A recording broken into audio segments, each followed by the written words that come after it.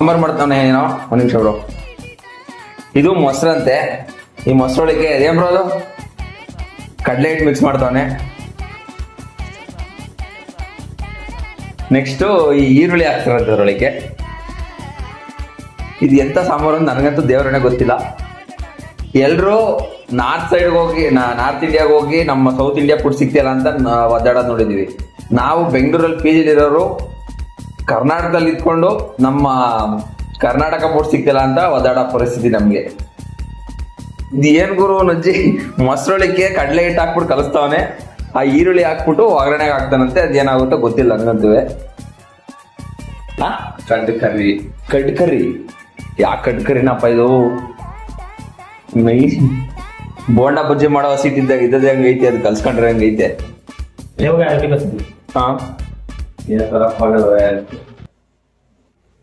ಯುವದೋಪು ಕೇಳಿದ್ರೆ ಯಾರಾದ್ರು ನೋಡಿ, ಯುವದೋಪುನ ಮೊಸರೊಳಿಗೆ ಕಡಲೆ ಹಿಟ್ಟು ಹಾಕೊಂಡು ಕಲ್ಸ್ಕೊಂಡು ಆ ಈರುಳ್ಳಿ ಹಾಕಿ ನೆಕ್ಸ್ಟ್ ಒಗ್ಗರಣೆ ಮಾಡಿದ್ರೆ ಅದೇ ಏನೋ ಕಟ್ಕರಿ ಅಂತೆ.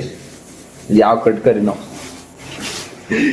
ನನಗೆ ಅವ್ರು ಅಡ್ಗೆನೋ ಊಟನೂ ಬೇಡ ಏನು ಬೇಡ, 2 ಮೊಸರು ಪ್ಯಾಕೆಟ್ ತಂದಿದ್ದೀನಿ. ಈ ರೈಸ್ ಹಾಕೊಂಡ್ ತಿಂದ್ರೆ ಅದೇ ಸಾಕಾಗ್ಬಿಟ್ಟೈತೆ.